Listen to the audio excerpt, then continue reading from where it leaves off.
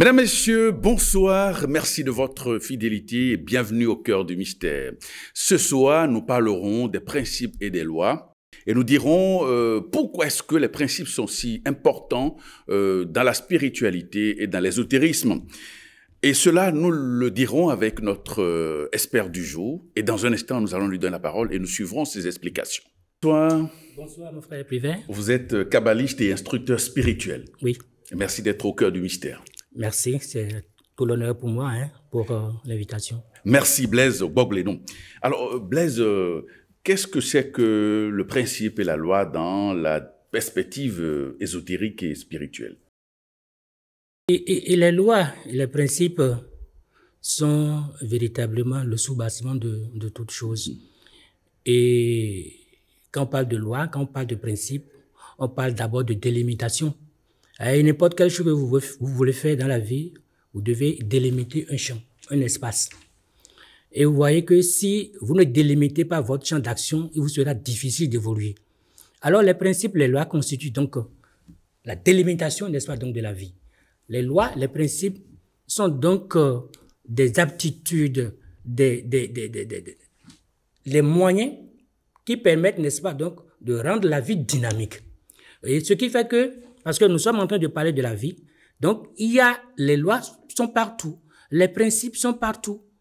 Vous voyez, dans la famille, il y a les lois, il y a les principes, il y a le chef de famille qui est là, il y a un champ, n'est-ce pas, donc de principes, il y a un champ, n'est-ce pas, donc de règles qui est défini, et quand chacun respecte ce champ-là, chacun fait sa part de responsabilité, ça coule, ça circule, alors la famille se développe. Vous voyez, vous prenez aussi les entreprises, c'est la même chose. N'importe quelle entreprise, vous constatez qu'il y a toujours un règlement intérieur. Il y a les lois, il y a les principes. OK, chacun doit savoir ce qu'il a à faire. Et quand chacun se conforme à ces principes, naturellement, ça évolue correctement. On quitte là, on va au niveau, n'est-ce pas, donc de l'État, de la cité. Il y a la loi des lois là. On parle, n'est-ce pas, donc de la Cour constitutionnelle. Cette loi, cet ensemble de principes est là pour réglementer, n'est-ce pas, donc la vie dans la cité. Et chaque citoyen, tous les citoyens sont obligés, n'est-ce pas, donc de suivre ça pour que la société évolue normalement, pour que l'État évolue normalement. Donc, partout où on est, il y a les lois. Partout, il y a les lois. Si vous voulez évoluer dans la vie et vous mettez de côté les principes, vous mettez de côté les lois, vous ne pouvez rien faire. Donc, les lois sont fondamentales. Jésus, avant de commencer son œuvre, a choisi 12 disciples. C'est ça qu'on appelle la délimitation. Ça veut dire que c'est le cadre dans lequel toute son action va, n'est-ce pas, donc être engagée. Et ces disciples, chacun de ces disciples représente, n'est-ce pas, donc une quantité d'énergie, un champ énergétique. Vous voyez un peu? Donc les lois et les principes, c'est important. Tout ce que nous faisons ici, derrière, il y a un champ, n'est-ce pas, donc de lois, il y a un champ de principes, il y a un champ de mécanismes que chacun essaie, n'est-ce pas, donc d'observer. Ceux qui sont dans l'ombre, ils en connaissent quelque chose. Sans eux, sans leur action, nous, on ne serait pas là en train de parler. Donc, les lois sont en amont de toute chose. Les lois sont en amont de toute réalisation. Les lois sont en amont de toute vie, de toute vitalité, par conséquent de tout développement. Alors, lorsqu'on on essaye de voir cette réalité du point de vue ésotérique et spirituel, il y a le discours, disons, ordinaire, et il y a le discours quand même lié à l'application des principes et des lois. Lorsque nous prenons par exemple un schéma énergétique comme l'arbre de vie, oui. Là on est dans la perspective kabbalistique. Oui. Alors lorsqu'on voit l'arbre de vie, c'est des principes, c'est des lois. Comment vous expliquez toute cette réalité? Oui, l'arbre de vie, c'est des principes, c'est des lois. Quand vous prenez l'arbre de vie, c'est un résumé simplifié de comment l'univers fonctionne. C'est un résumé simplifié de comment l'univers fonctionne du point de vue mental. Ça nous permet de comprendre comment l'univers fonctionne. Et quand vous prenez l'arbre de vie, il y a 10 centres de vie. Et chacun de ces centres de vie représente un champ énergétique qui explique le déploiement de l'énergie depuis le sommet jusqu'à la base, depuis Kéter jusqu'à Malkout. Donc, avant que la vie, ne se déploie pour se densifier et devenir réalité, au niveau de ce que nous appelons Malkout, qui est, n'est-ce pas, donc le 10e centre de vie, il y a des étapes, il y a des énergies, d'accord? Kéter, c'est la volonté, c'est le premier centre énergétique. Chokma, ainsi de suite. Chokma, c'est l'amour. Bina, c'est l'intelligence. Et c'est Bina qui est constitué le domaine maintenant par excellence des lois, des principes. Bina, c'est là. Kéter, c'est la volonté, c'est le feu. Rockman, on va dire que c'est l'amour, c'est l'eau.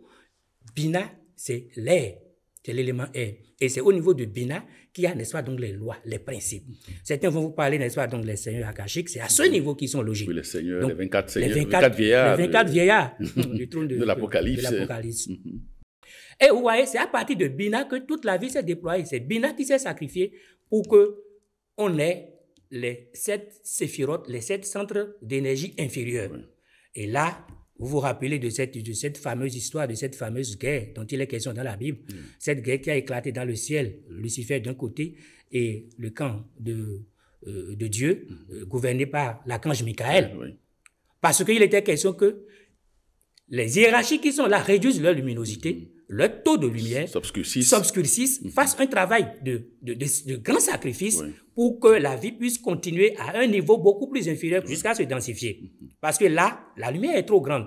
La vie ne peut pas avoir lieu. S'il y a vie là, ce n'est que la vie de Dieu, la vie de l'illimité. Alors ces hiérarchies ont dit non. Il y a une catégorie qui a dit non, eux ne vont pas diminuer de leur lumière. Alors, Dieu a réglé cette affaire-là par un décret divin, en les projetant dans l'abîme. C'est allégorique, hein? N'allons pas aller sur ce sentier. Pour faire en sorte que la vie puisse continuer son cours. Et on a les d'autres centres de vie, à savoir Reset, qui est le paradis, et Gebura, nous avons Tiferet, nous avons Netza, nous avons Hod, nous avons Yesod, et puis nous avons finalement Malkout, qui est notre terre d'action. Donc, mais nous allons nous situer par rapport à l'arbre de vie, nous allons nous situer principalement sur Bina et Rockman. Parce que nous sommes en train de parler des lois et nous sommes en train de parler du développement. Des principes. Donc les principes, c'est au niveau, n'est-ce pas, donc de Bina qu'il y a les principes. C'est au niveau de Bina qu'il y a les lois. C'est au niveau de Bina qu'il y a tout ce dont nous avons besoin pour comprendre qui nous sommes en tant que divins, pour comprendre l'univers qui est autour de nous, pour comprendre comment fonctionnent les choses et comment faire, n'est-ce pas, donc pour nous adapter à ces lois qui nous ont vu naître pour évoluer, n'est-ce pas, donc vers Rockman, qui est le développement des développements, qui est le centre christique par excellence. Il faut signaler que la Kabbale se définit comme étant cette science de l'être et du développement des facultés transcendantes. La Kabbale, c'est cette science qui étudie l'être et qui s'occupe du développement des facultés transcendantes. Elle est l'une des voies qui permet, n'est-ce pas, donc à l'âme différenciée, c'est-à-dire l'âme qui s'est bipolarisée, de retourner à sa source de vie, à sa source originelle. Mais cette source de vie, cette source originelle, derrière laquelle nous courons, et que toute vie humaine court, c'est l'amour. C'est l'amour. Nous sommes issus de l'amour et nous devons retourner à l'amour. La Kabbale, à la lumière des enseignements qu'elle distille, à la lumière des lois qu'elle essaie d'expliquer, permet aux pèlerins, n'est-ce pas, donc de connaître ces lois et de faire l'effort de s'appliquer ces lois pour pouvoir tendre, n'est-ce pas, vers donc ce niveau christique, cette source d'amour pour vivre en plénitude, n'est-ce pas, donc sa vie de l'être divin. Et là-dessus, oui, je crois que c'est fondamental. Les gens disent qu'on n'a pas besoin de réfléchir, que les mystères de Dieu sont insondables et que non, bon, vous parlez trop, vous étudiez trop, vous faites trop d'études, vous. Mais nous oublions que les gens réalisent que avant que nous soyons à cette étape d'homme, nous sommes passés par des règnes. Nous sommes passés par le règne minéral. Nous sommes passés par le règne végétal. Nous sommes passés par le règne animal et nous sommes actuellement des humains. Et au cours de nos passages, de notre passage par chacun de ces règnes, nous avons acquis des facultés. Et que nous exploitons aujourd'hui ces facultés simplement parce que nous sommes passés par là. Minéral, nous avons appris la faculté de la gestation, par exemple. Le règne minéral. Si aujourd'hui on a la possibilité de féconder et de faire truc là, c'est parce que nous sommes passés par les minéraux. Ok? Nous sommes passés par les minéraux. Les végétaux, nous avons la possibilité aujourd'hui d'élaborer des substances chimiques. À l'intérieur de nous, il y a des organes qui élaborent des substances chimiques, qui essaient de... Ça, si notre organisme aujourd'hui a cette fonction, c'est parce que nous sommes passés par les végétaux. Et nous avons un tissu végétal à l'intérieur de nous. Parlant des minéraux, je signale en passant que la première chose qui se forme à l'intérieur de l'être humain, c'est le minéral, c'est l'os, c'est la charpente énergétique. Et c'est autour de cette charpente-là que tout comment on avait toute la vie végétative se construit. Okay? Nous sommes passés également par les animaux pour avoir ce qu'on appelle l'instinct et la faculté de se mouvoir. Si aujourd'hui nous avons la possibilité de nous déplacer d'un point A vers un point B, c'est parce que nous sommes passés par là et nous avons acquis ça aujourd'hui. Aujourd'hui, nous sommes à l'étape humaine. Nous sommes des hommes et nous nous sommes autonomisés. Nous nous sommes différenciés. Aujourd'hui, nous avons la possibilité d'évoluer nous-mêmes. Reconnaissons en passant que, ou signalons en passant que les animaux évoluent par groupe. Oui. On appelle les esprits groupes. Ils sont dirigés par des groupes. Quand vous voyez les coqs, tous les coqs se ressemblent. Quand vous prenez les moutons, tous les moutons se ressemblent. Et tous les moutons, leur évolution est gérée par un esprit groupe qu'on appelle un esprit groupe des moutons. Ce qui fait que le mouton, aux États-Unis, à Lomé, partout sur la terre, le mouton ne fait que bêler. Le coq ne fait que chanter. D'accord? Donc c'est ça. Ils sont dirigés par des esprits groupes.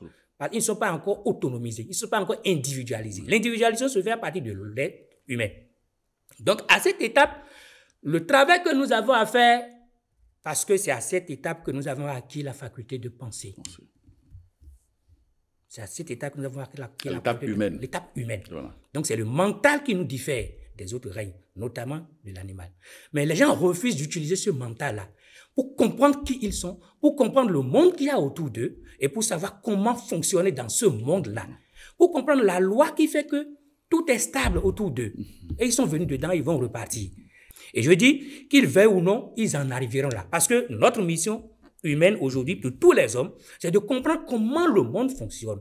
Pour comprendre comment notre propre monde fonctionne. Parce que nous sommes un petit monde à l'intérieur du grand monde. D'accord? Vous comprenez le monde et sachant que vous êtes un petit monde, parce que les lois macro, c'est les mêmes lois qui sont intériorisées pour nous représenter. Oui. Alors, ça nous permet de nous comprendre, de savoir comment fonctionner. Comment nous allons diriger notre vie pour éviter de courir de gauche à droite. Vous voyez? Donc, c'est fondamental. Nous devons utiliser notre mental pour comprendre comment les choses fonctionnent. Parce que Dieu a besoin de nous. Oui.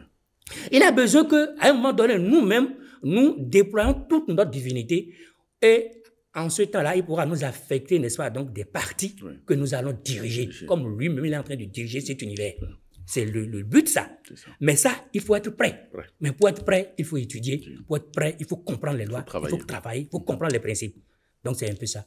Alors, Blaise Boblé, nous parlions donc des lois et des principes. Alors, cela nous amène, puisqu'on reste sur l'arbre de vie, ça nous amène à parler de la notion de la hiérarchie. Oui, ça nous amène à parler de la notion de la hiérarchie. Et tous ces centres d'énergie que j'ai énumérés tout à l'heure sont habités par des hiérarchies, naturellement. Oui. C'est des centres qui sont peuplés d'hiérarchies. Oui. Au niveau de Kéter, il y a les séraphins qui sont là, et c'est eux qui distillent la volonté. Oui. Cette force qui nous permet de nous lever tôt le matin pour vaquer à nos occupations. Oui. C'est les séraphins qui sont là. Et pour capter leur énergie, il faut se lever tôt le matin.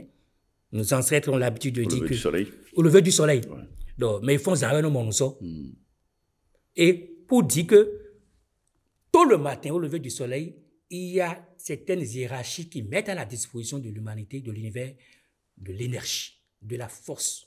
Et quand effectivement vous êtes en éveil, vous captez ça et ça vous rend vif, ça vous rend dynamique. Nos ancêtres n'ont pas fait la Sorbonne, mais ils savaient ça déjà parce que c'est ancré en eux. La loi est en eux. Seulement qu'il faut activer, il faut aller à la rencontre, il faut étudier pour activer ça. Mais ils savaient ça déjà. Mais aujourd'hui, on dit non. Donc, c'est un peu ça. Donc, les séraphins sont là pour nous distiller l'énergie qu'on appelle volonté.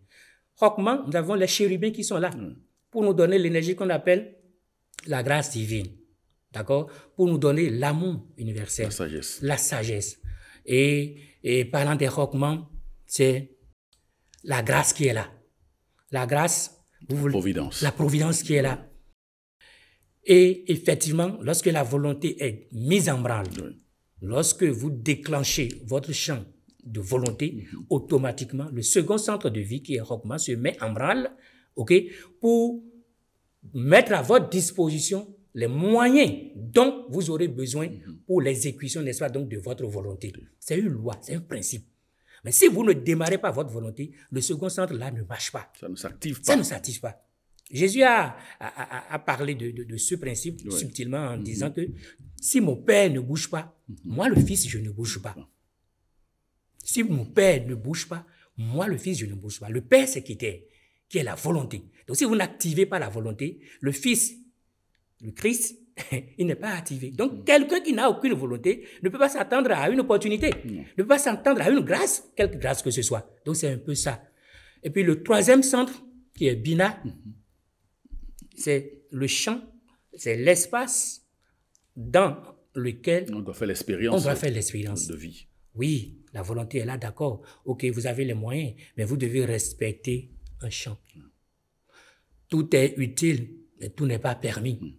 Donc, vous devez déployer votre volonté conformément aux lois, aux principes. Vous devez respecter les principes. Et quand vous sortez de ces principes, en même temps, vous êtes pris en charge encore par ces mêmes principes qui vont vous redresser. Parce que l'univers bouge, fonctionne sur la base de ces principes. Donc, on peut dire que c'est Bina qui régit la question de loi et des principes. C'est Bina qui régit la loi des questions et des principes. C'est lui. Maintenant, j'aime parler souvent du fameux sentier 14. Le fameux sentier 14. Oui. Ce sentier qui part de Bina à Hokma. Parce qu'il faut réaliser que nous descendons l'arbre, oui, et puis nous remontons l'arbre. La descente de l'arbre, c'est l'involution. Donc, tous, nous sommes passés par ces centres-là, mais de façon inconsciente, de façon involutive. D'accord? Ouais. Et l'évolution, c'est-à-dire l'éveil dont nous parlons, nous amène à reprendre maintenant la remontée. Ouais. Et là, nous quittons Malkout et nous évoluons. Nous venons au niveau, n'est-ce pas, donc de Bina, ouais, et nous passons de Bina à Hokma, ouais, qui est notre demeure finale. Et c'est ce sentier de Bina à Hokma qu'on appelle le sentier 14. Pour passer de Bina à Hokma, c'est-à-dire pour passer des lois à la providence. À la providence, oui, à la grâce. À la grâce. Il faut travailler. Et en quoi consiste ce travail-là? Il faut travailler.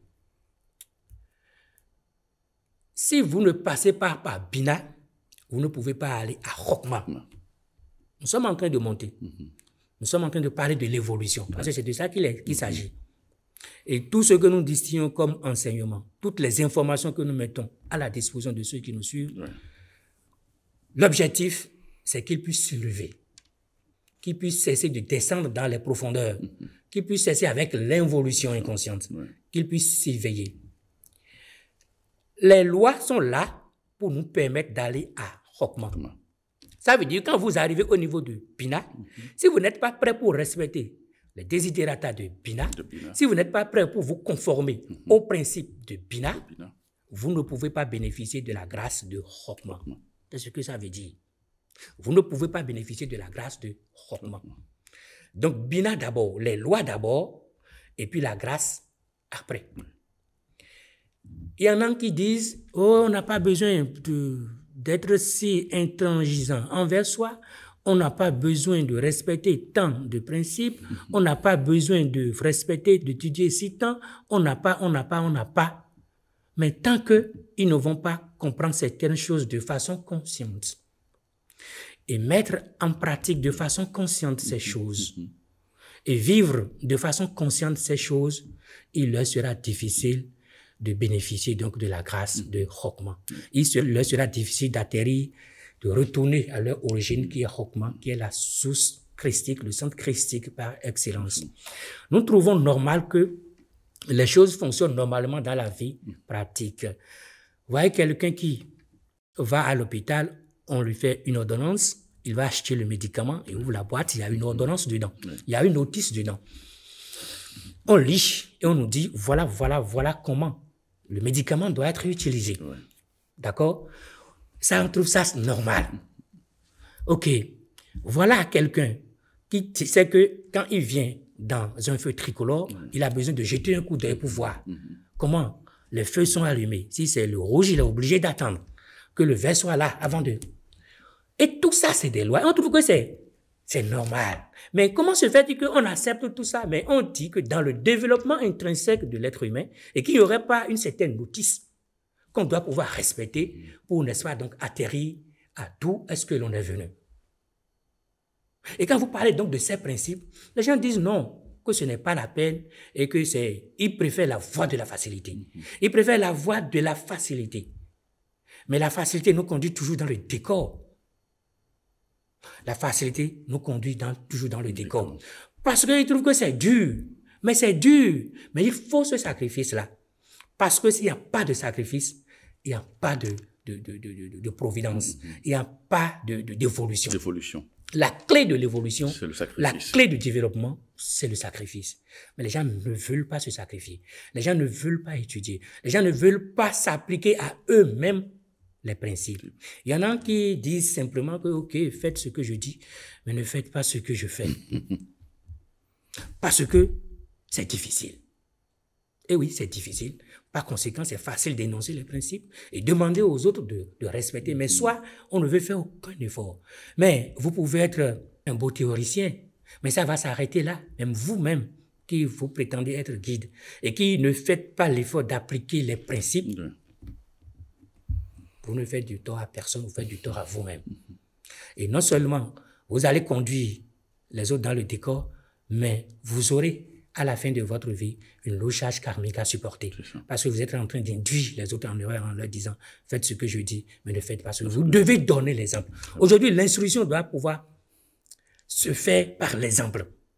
Parce que c'est un principe. Les principes sont universels. Les principes ne connaissent pas Jean, Jacques, Pierre, Paul. Les principes fonctionnent de façon impartiale. Ouais. Et c'est comme ça. C'est la loi. Il faut comprendre les lois, il faut les appliquer. Il faut commencer. C'est difficile, mais il faut le faire. Aujourd'hui, vous voyez, on aime trop la facilité. Et la facilité, ça conduit toujours dans le décor. Ça conduit toujours vers la perte. L'autre a dit, l'âge est le chemin qui conduit à la perdition.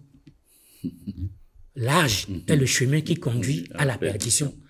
Mais étroit est le chemin qui conduit au royaume.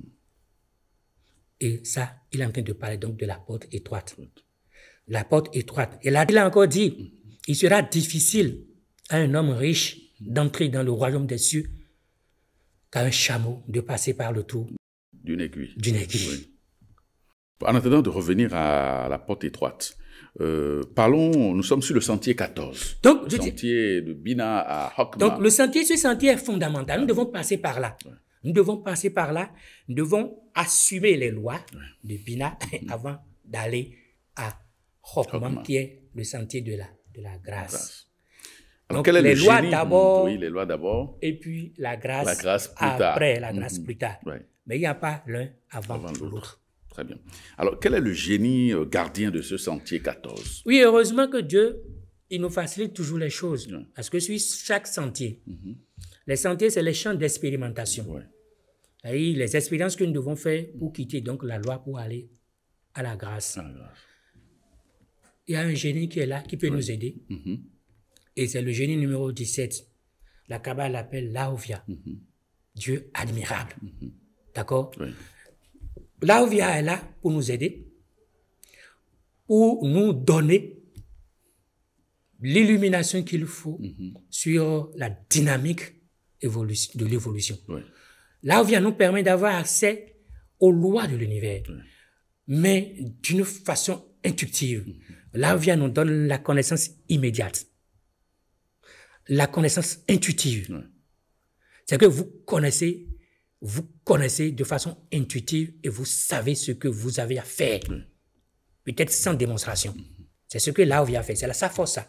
Donc, Laovia, c'est ce génie qui nous permet d'entrevoir l'engrenage universel. Et quand on travaille avec lui, on a la possibilité de monter, n'est-ce pas, dans son mental et de gravir l'échelle, n'est-ce pas, donc du mental pour s'associer, se connecter avec cette sphère qui nous permet de nous abreuver donc de ces principes éternels.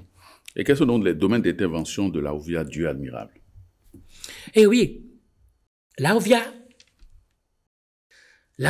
nous permet de mettre fin à cette lutte incessante entre nos pensées et nos émotions et nos désirs inférieurs. Laovia nous permet donc de calmer nos émotions sales, basses, pour permettre à notre mental de s'élever.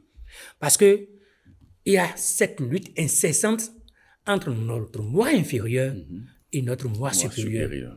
Tant que le moi supérieur n'est pas éclairé, on est toujours esclave du moi inférieur. Et on est toujours prêt à aller, n'est-ce pas, donc au fin fond donc de l'enfer, a toujours évolué donc dans le sens involutif. Oui. Donc c'est cette lutte-là, ce combat éternel que l'autre, dans la Bible, on m'a parlé de la lutte entre Caïn et Abel. C'est de l'allégorie toujours. Oui, c'est la personnalité, l'individualité. L'individualité. Parce que la personnalité a toujours tendance à nous ramener vers ce qui est bas. D'accord? Et il y a cette lutte-là. J'ai un désir élevé. J'ai le désir d'instruire l'humanité. J'ai le désir de réaliser une œuvre belle. J'ai le désir de faire quelque chose d'élevé. Mais dans le même temps, il y a le moi inférieur qui dit non, mais faut pas aller, laisse ça là, ça c'est trop difficile. Non, qu'est-ce que tu as gagné là? Viens, je vais te donner les moyens dont tu as besoin pour t'acheter une belle voiture, pour t'acheter, construire une belle maison, ainsi de suite. Et, ou bien pour chercher les belles femmes, pour chercher. Et en même temps, vous restez là et ce conflit est là. Ce conflit est là. Si la graine est là, la graine de ce qui est élevé est là, vous vivez dans ce conflit éternel. Et ce conflit éternel, ça amène ce qu'on appelle l'insomnie. Et vous ne dormez plus. Donc, les causes même de l'insomnie sont à voir dans ces conflits qui se passent à l'intérieur de nous, entre la personnalité. Nous savons ce qui est bon. Mais pour y aller, il y a ce qui est moins bon qui nous retient et qui nous empêche d'y aller. L'Avia nous permet de mettre un thème à ça là, en nous abreuvant de sa lumière. Et naturellement, quand la lumière vient, là où il y a l'obscurité disparaît. Donc l'Avia nous permet donc de développer cette tranquillité d'esprit et cette paix du cœur. La tranquillité d'esprit et la paix du cœur derrière lesquels nous courons, l'Avia nous permet de l'avoir. Vous voyez un peu. Donc l'Avia, ce domaine, il a un champ large de manifestation. Il suffit simplement de travailler avec lui, d'apprendre à travailler avec lui et on est en paix avec soi. C'est ça. Alors l'Avia, c'est un peu le génie qui gère la porte étroite, si on peut dire ainsi. Oui, il gère la porte étroite, effectivement. L'Avia gère la porte étroite. Il nous permet donc de passer par la porte basse. Il nous permet de passer par la porte basse. Quand l'Avia intervient dans votre vie, alors les bosses de ce chameau sont écrasées. Parce qu'il faut que le chameau passe par le trou de l'aiguille, n'est-ce pas? Mais avec sa bosse, il ne peut pas passer. C'est vrai, non? Donc, l'Avia nous aide à provoquer ce dépouillement matériel. Le dépouillement, c'est-à-dire tout ce qui est égo en nous, tout ce qui est superflu en nous. L'Avia nous permet de nous purifier, d'opérer ce dépouillement pour pouvoir passer, n'est-ce pas, donc, par cette porte étroite et rentrer, n'est-ce pas, donc, dans notre temple intérieur, dans le temple de la vie, dans le temple de la chrétienté profonde, dans le temple de l'amour universel. L'Avia, donc, nous aide à éliminer de notre vie tout ce qui constitue des épines dans nos plantes et qui nous empêche de nous élever haut dans le ciel. Donc là où gère effectivement la porte étroite, nous permet donc de passer par cette porte étroite pour entrer dans la lumière. Eh oui, la porte est étroite. Et si vous n'acceptez pas effectivement de passer par la porte étroite, si vous n'acceptez pas le minimum de sacrifice, vous ne pouvez pas vous émerger. Nous trouvons banal quand nous mettons une graine sous terre. Cette graine, pour pousser, a besoin de pourrir, n'est-ce pas? C'est clair. Elle a besoin de pourrir. Mais c'est le sacrifice que la graine doit faire. Et après que la graine meurt, elle germe et ça sort. Et quand elle sort, elle cherche à aller au soleil, elle cherche à regarder le soleil, elle monte. Mais avant, il faut que la graine meure d'abord. Mais nous ne voulons pas mourir. Nous refusons le sacrifice. Et quand la moindre difficulté vient, nous commençons par courir de gauche à droite. Nous commençons par, comment on appelle, pas chercher les solutions à l'extérieur de nous. Nous commençons par courir derrière, le bouconon, derrière le grégrisseur, derrière le charlatan, le marabout et tout. Derrière le marabout, et on court. Alors que soi-même on a les solutions à l'intérieur. Alors que soi-même on a la solution à l'intérieur. Oui, nous allons courir, nous allons beaucoup courir, nous allons éternellement courir parce que ces solutions, ces entre-griffes solutions que ces gens-là vont nous offrir, c'est des palliatifs. Ce n'est pas ça le problème. Ça ne peut pas nous aider. Ça peut nous aider, ça peut nous donner un semblant d'aide. Mais le mal, ça va recommencer encore parce que la source est à l'intérieur de nous. Ce que nous avons déséquilibré pour être en train de vivre ça, tant que nous n'allons pas retrouver ça, pour corriger ça, ouvrir les yeux, prendre conscience de ça et chercher à améliorer, le même problème va arriver. Encore, encore, encore. Ce qui fait que vous voyez aujourd'hui les gens courir de gauche à droite, ils n'ont pas le temps, ils n'ont pas la paix, ils n'ont pas la tranquillité parce qu'ils ne savent pas que la solution, ce n'est pas à l'extérieur. Ils ne savent pas que la solution, c'est à l'intérieur d'eux-mêmes, que c'est à eux-mêmes de chercher, de fouiller pour voir les choses qu'ils ont déséquilibrées, les lois qu'ils ont violées, les lois qu'ils ont mal mises en pratique et dont le développement naturel, c'est-à-dire les conséquences, se traduisent par ces entre-griffes difficultés qu'ils sont en train de vivre. Mais la difficulté aussi, Blaise, c'est comment réaliser ce travail.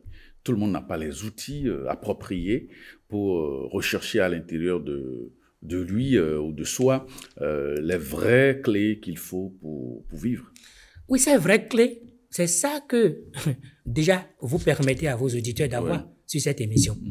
Les informations que nous distillons ici déjà permettent à gens au monde, tout au moins, de savoir que vous faites, il y a des lois qui peuvent aller chercher ces lois-là.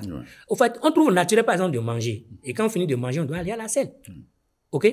D'accord? On mange et on rejette. On respire de l'oxygène et on expire du gaz carbonique, l'inspire et l'expire. La loi, par exemple, du va-et-vient, la loi, par exemple, du donner et du recevoir, c'est un exemple que je donne. Vous voulez de l'argent. Vous voulez de l'argent, mais vous ne voulez pas travailler. C'est aussi simple que ça. Mais vous voulez de l'argent, vous voulez être bon financièrement. Ça, c'est un aspect du développement, c'est un aspect du mieux-être. Mais dans le même temps, vous ne voulez pas vous sacrifier, vous bien faire votre travail. Pas fournir des efforts. Pas fournir des efforts, parce qu'on vous dit qu'on peut faire gris quelque part, on peut faire quelque chose quelque part, et vous allez trouver de l'argent. Mais les gens oublient, c'est ça l'ignorance.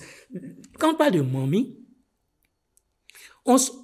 la notion de mamie nous renvoie, n'est-ce pas, donc à l'arbre de vie. Sur Bina encore.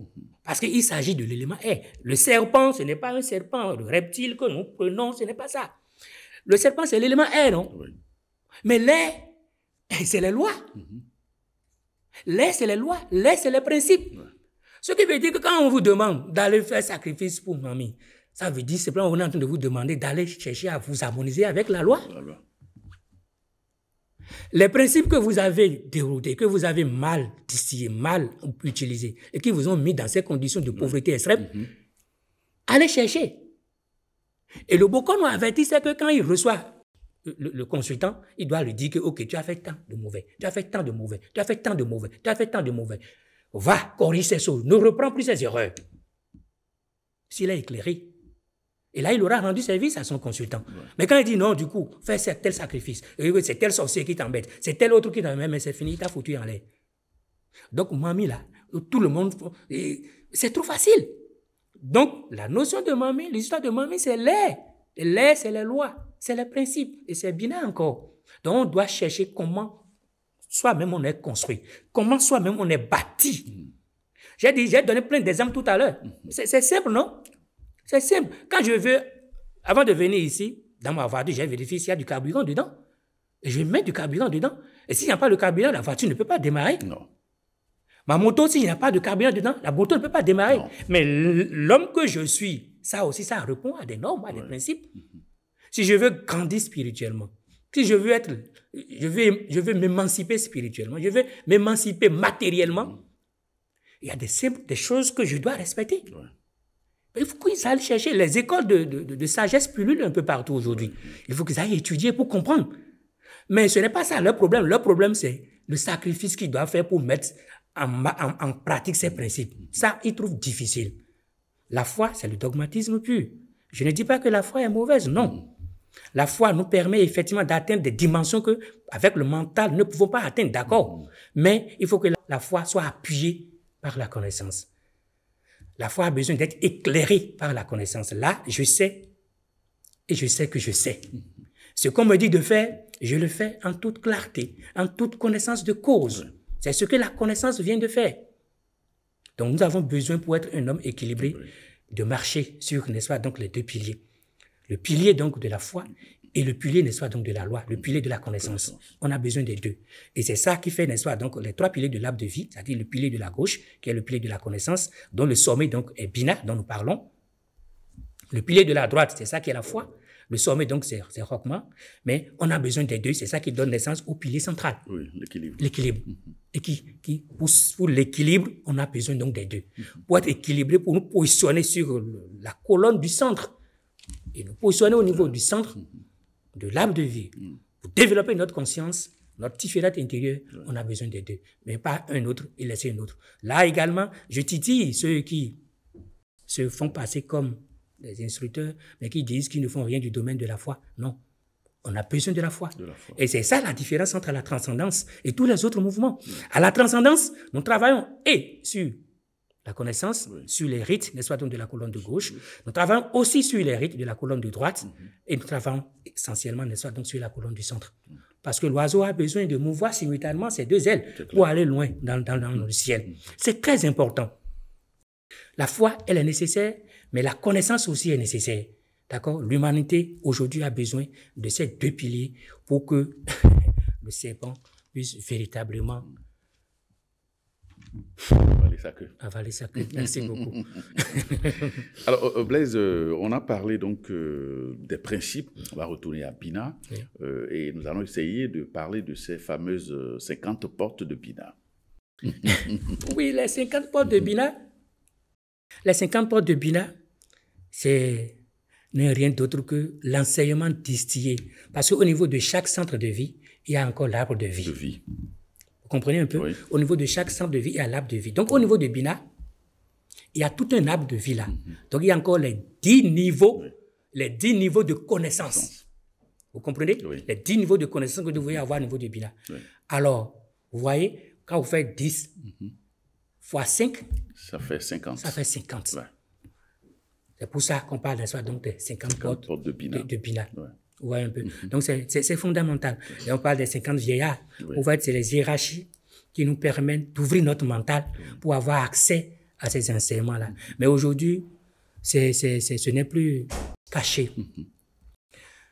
La connaissance, elle est ouverte. Et la transcendance aujourd'hui met gratuitement à la disposition de qui veut ces enseignements pour permettre à l'humanité de faire un pas en avant. Les anges sont là pour nous instruire sur tout ça, pour éviter que le drame qui est arrivé avant que l'humanité ne soit à ce niveau, le drame selon lequel l'enfant de Dieu s'était vu obligé de se sacrifier, que ce drame n'arrive plus. C'est ça qui a fait que les gens se sont positionnés pour instruire l'humanité. Mais ils ne obligent personne. Ils respectent notre libre arbitre. Mais aller à leur école, c'est aller à l'école, à l'université de l'omniscience de Dieu. Il y a tout ce dont nous avons besoin pour comprendre notre univers, pour nous comprendre et pour être utile à nous-mêmes, pour être utile à notre humanité. Alors, on a parlé du sentier 14. Est-ce qu'il existe une clé particulière pour, disons-le, ouvrir et découvrir, j'allais dire, tous les trésors possibles auxquels l'on a droit lorsqu'on emprunte ce sentier 14? Lorsqu'on emprunte véritablement ce sentier 14, certains parlent de la sombre nuit de l'âme. Vous connaissez cette expérience? Lorsque vous êtes véritablement sur ce sentier, vous avez l'impression que le ciel vous tombe dessus. D'accord? Tout commence par être difficile pour vous. Mais la première clé, lorsque les choses paraissent noires autour de vous, c'est l'acceptation. Il faut accepter d'abord la situation que l'on vit, les difficultés que l'on vit. Il ne faut pas chercher à fuir une fuite en avant. Non. Accepter. Et je dis que, OK, je le mérite. Parce que c'est le sentier qui fait de nous des fils du sacré. Quand on parle de sacrifice, ça fait sacrifice, fils du sacré. Fils du sacré, sacrifice, sacrifice. Sacrifice, c'est ce que ça veut dire. Donc, pour être un authentique fils de Dieu, un authentique fils du sacré, il faut accepter les épreuves de la vie. Les reconnaître comme les nôtres. Nécessaires pour notre évolution. Quand vous faites ce premier pas et que vous acceptez, en même temps, les hiérarchies se mettent en branle pour vous aider. Donc, la première clé, c'est d'accepter tout ce que l'on vit comme situation. Là. Et de reconnaître aussi, d'accepter si qu'on en est le principal responsable. Tout à fait. Lorsque vous acceptez, Alors, vous ouvrez le champ de la lumière. Ouais. Et les hiérarchies se mobilisent pour vous aider à comprendre ce que vous avez fait pour mériter ça et ce que vous pouvez faire pour faire le pas suivant. D'accord? Donc, l'acceptation. Donc, l'acceptation, c'est ça qui conduit donc à dépasser, à prendre de la hauteur. Ouais. Donc, à comprendre d'abord. Vous acceptez. L'acceptation vous permet de mieux comprendre la situation et finalement vous dépassez. Accepter, comprendre et dépasser. La loi de l'ABCD. Oui. C'est aussi simple que ça. Mais tant que vous n'allez pas accepter et vous comporter comme victime, vous ne pouvez pas bouger. Vous ne pouvez bénéficier pour rien de ça.